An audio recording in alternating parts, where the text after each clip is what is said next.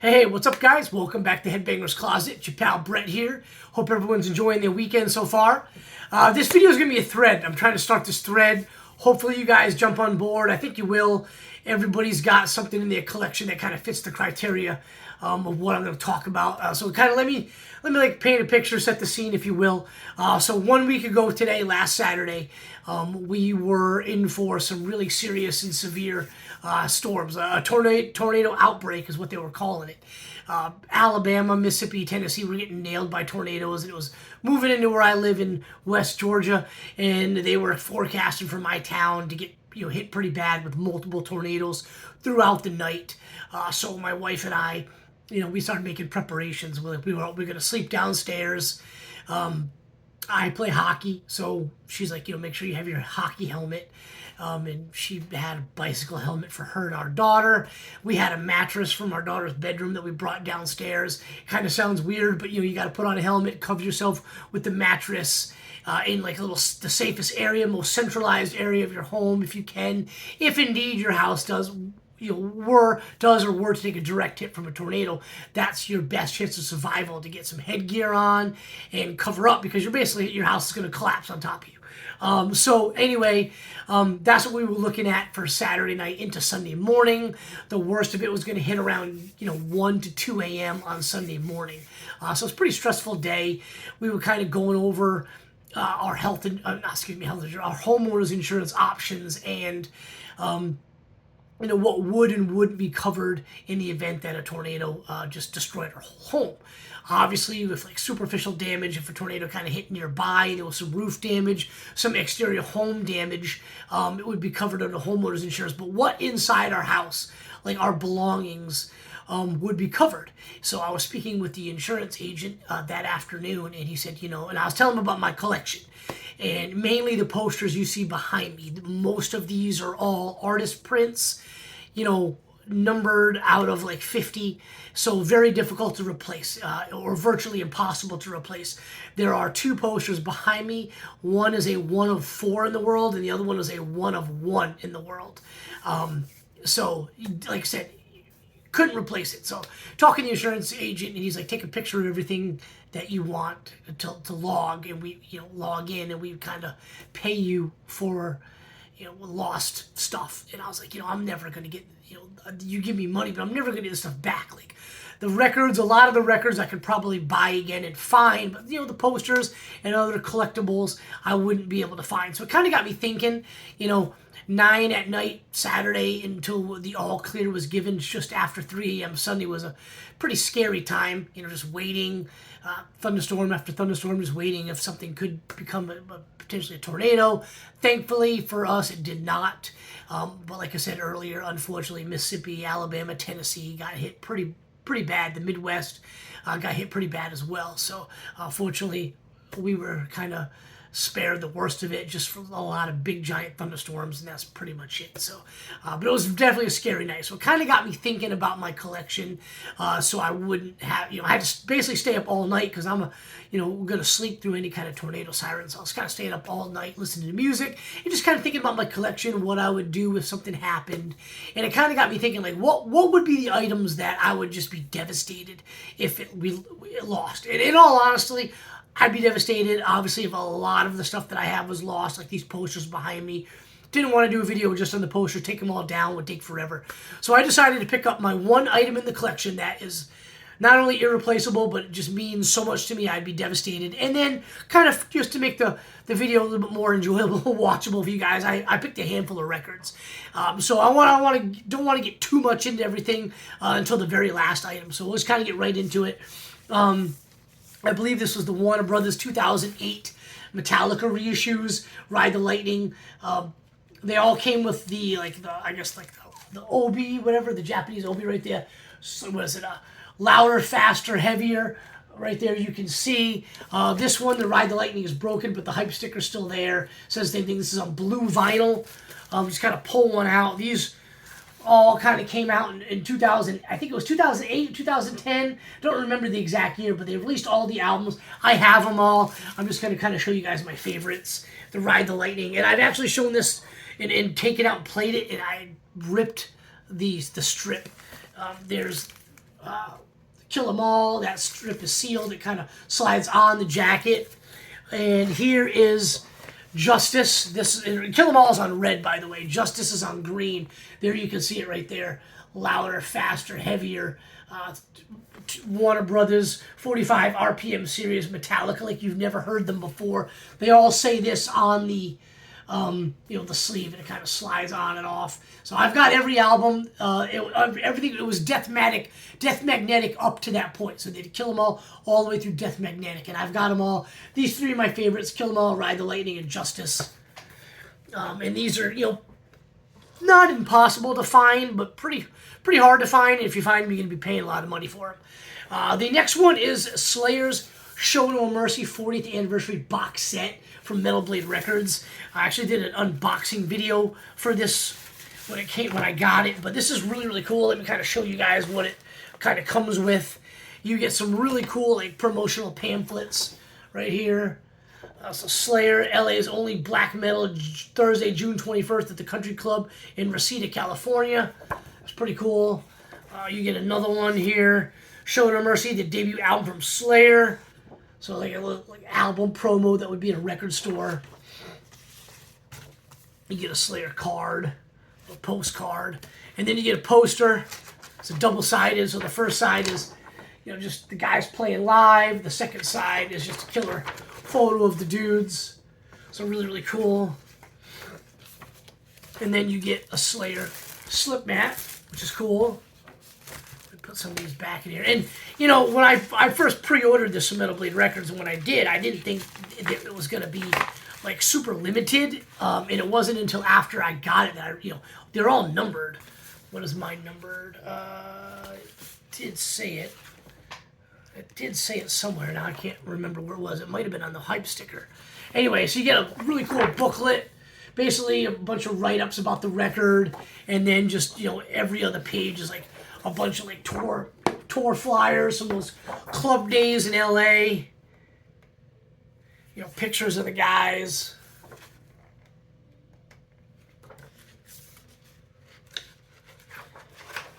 More just handwritten flyers, pretty cool stuff right there. And then of course, obviously you get the album. Put this back. I thought this thing was numbered. I can't remember where it was. At the time, it's 40th Anniversary Limited Edition. Anyways, this is the album's gatefold.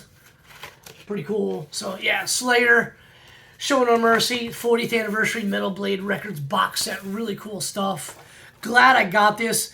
I actually hesitated when I was pre-ordering it. I kind of was like, you know what, I'm going to buy this from the record store, in Atlanta. And then all of a sudden, somebody was like, it sold out at this other site, and I was like, I'm going to pre-order from Metal Blade Records, and I'm glad I did.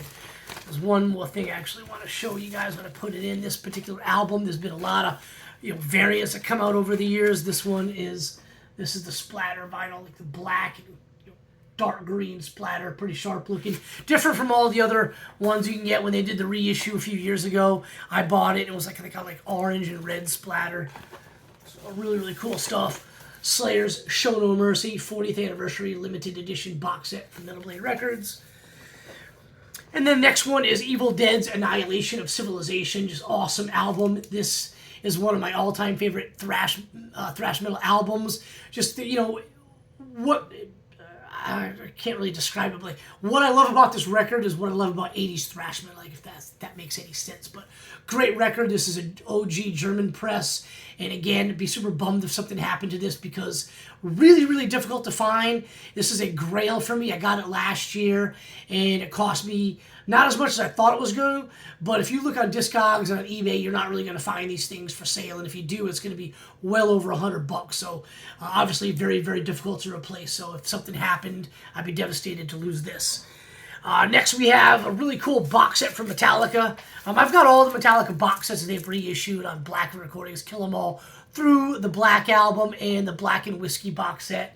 It'd just be too much to show for those, but I've got all of those. I might end up doing a review individually of those because they're really cool. If you're a Metallica fan, just so much stuff to unpack in those. But this one's the 1990 release Metallica, The Good, the Bad, and the Live, a 6.5-year anniversary collection of 12-inch collection. So this is pretty cool. Let me bust this thing out right here. So the first things first, it comes with a poster. It's just, your generic picture of the guys in the band. That late 80s, 1990 era of Metallica.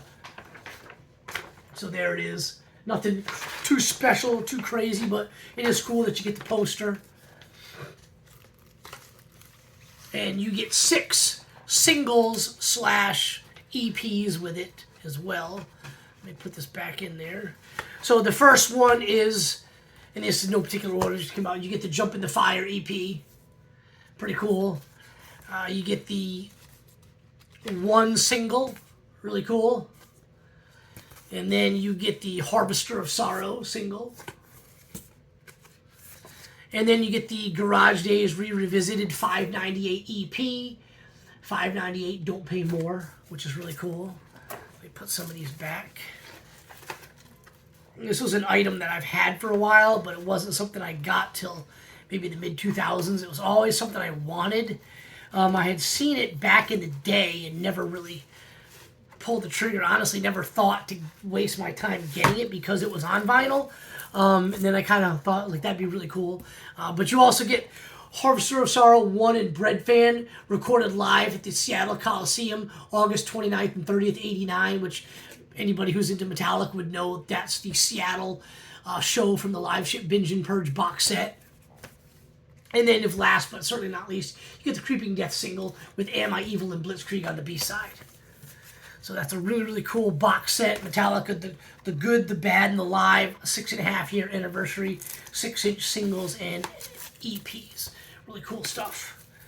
And kind of keeping in that Metallica Creeping Death vein, this is the Metallica single, Creep for Creeping Death, 1984, Music for Nations. And I have them all. So this particular single was the thing that got me into collecting. It was well after 84. In fact, it was probably late 80s that the record store near me had a bunch of these. They had 5, and 3 of them were red. I thought it was really, really cool, but they had a white one. And I was like, that's awesome. I got to get that. I think it was really cool. The artwork was cool, but not enough for me to make it blind buy. I liked Metallica, obviously, but when I purchased all of these and started collecting these, this was the one thing that made me want to collect everything. I was already collecting the records and the CDs and the tapes, the hit paraders, the metal edge of the bands I liked, and t-shirts, stuff like that.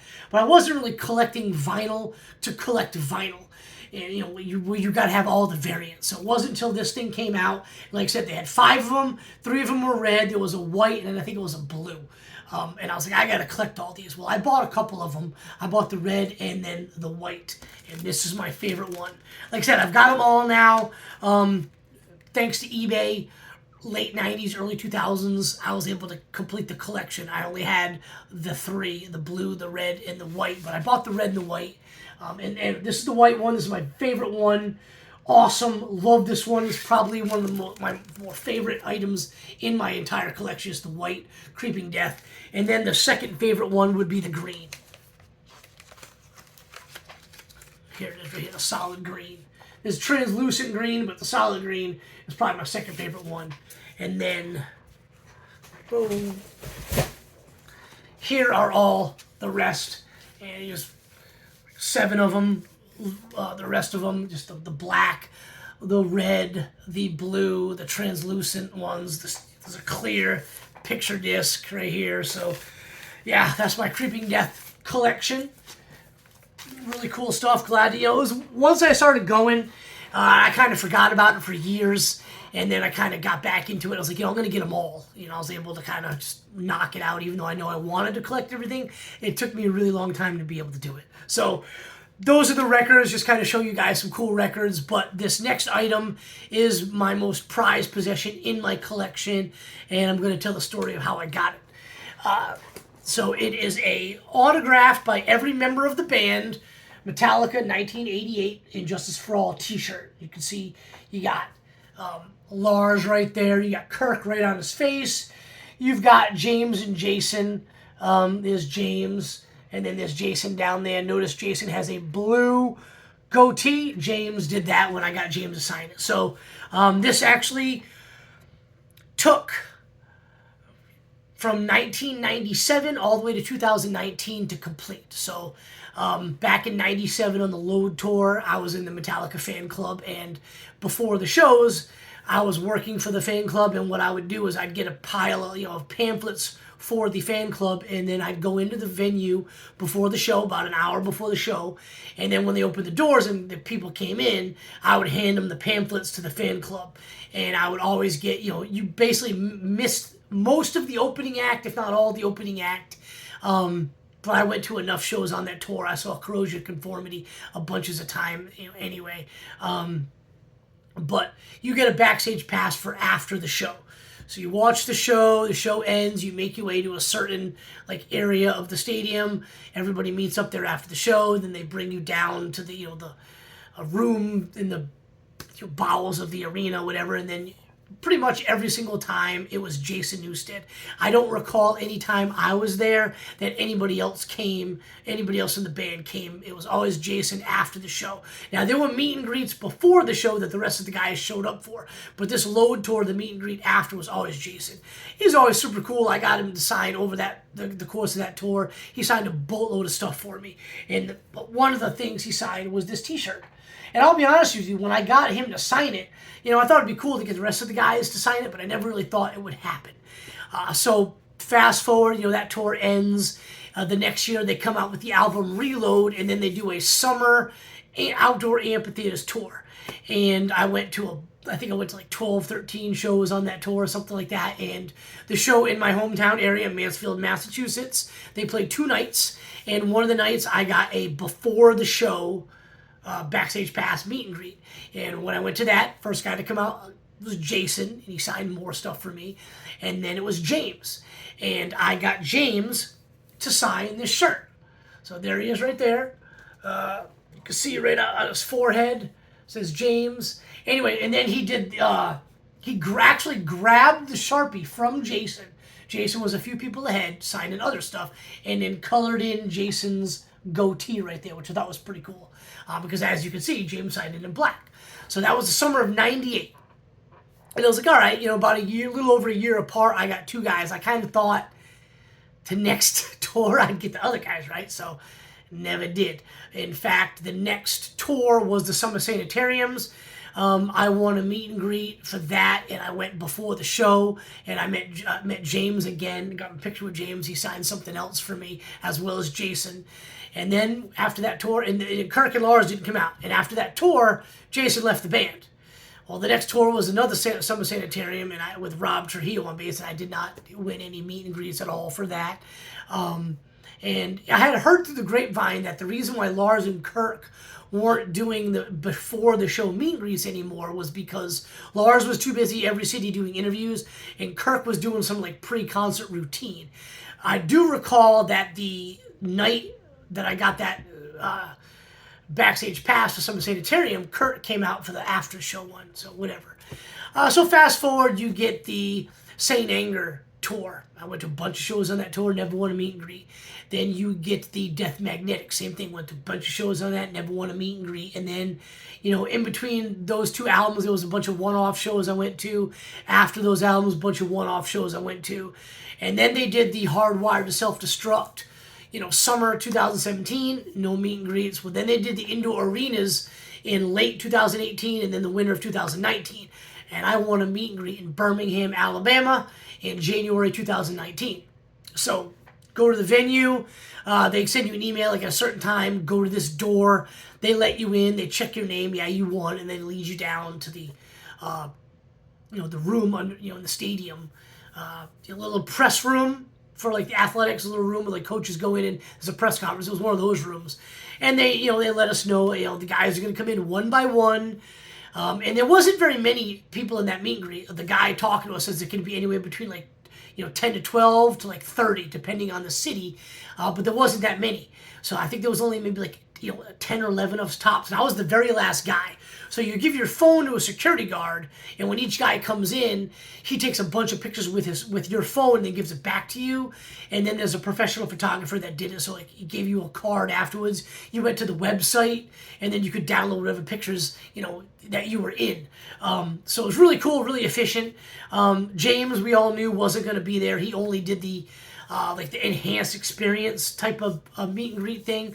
But for just the fan club winners, it was Lars, Rob, and then Kirk in that order. So anyway, so people like to talk shit about Lars Ulrich, and I'm not even going to get into the drumming thing. I see on like Facebook, people say, "Oh, I met him. He was the biggest jerk," and I'm thinking like, dude, you never met him because he's like the nicest guy ever. So we're all super nervous talking amongst each other before he comes in. He comes in, and the minute he comes in and starts saying hello, he just sets you at ease. Like I was last in line, and I was completely at ease by the time you got to the first person in line. Asked you what your name, where you were from, and there was people there, like like the third guy and the eighth guy in line were from the same town. He'd be like, "Hey, do you know this guy? You guys friends?" And he remembered your name. And then people would be like, "Oh, last time I saw you guys was in like Kansas City in 1999. He'd be like, "Oh, we played this venue, and then we did these 2 songs on the set that we didn't do the rest of the tour." He had this uncanny memory, but he's a really nice guy. So he comes up to me, and I had a handful of things for each guy to sign. And the first thing is, he signed the shirt, and he signed it right up at the top. Lars 2019. So really cool guy, really fun to talk to. Knows his metal history, and he and I talked about some new wave of British heavy metal bands I really liked, and of course he knew them, and he gave me like another 15. He rattled them off that I never even heard of that I should check out. Just really, really cool dude. Signed the rest of the stuff and left. Then Rob Trujillo came in, and obviously he's not on Justice for All, so I didn't want him to sign. So put the shirt down. He signed the rest of the stuff, and then Kurt came in. And just like Lars and Rob, really cool dude, down to earth, just really nice. And because it wasn't a lot of us there, they all took a lot of time to spend with each of us. So that was really cool. So anyway, this video is getting kind of long. I'm sure people have checked out by now, but for to finish it up. So Kurt comes in, and we're talking to him, and I tell him about the shirt, and he looks at the shirt. He holds it up to the wall to sign it, looks at the shirt and goes, "Wow, James and Jason.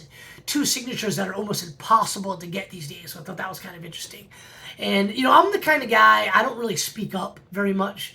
I kind of, a bad characteristic, I guess I would say of myself is I don't speak up for myself. I kind of sometimes let life happen to me rather than experiencing life. And this was one of those situations where Kirk holds up the shirt for the second time and signs the back. And I'm just going to let him do it. It's going to kind of screw the whole thing up, but I'm just going to let him do it. And then something in my head was like, no. This is something you've wanted for years. You've waited from 1997 to 2019, all right? You got to speak up. So I did. I said, "Hey, Kirk, do you mind the rest of the guys sign the front? Can you sign the front? And he's like, "Oh, right on, man." Like, just nonchalant, like, "Sure, right on, man." And he signs the front, right there on his face. Right there. So I got all 4 guys from Injustice for All, my all-time favorite album, my all-time favorite metallic album, as well as just heavy metal album in general. I got all 4 guys in the band to sign the shirt, and I got Kirk to sign it twice. So pretty cool.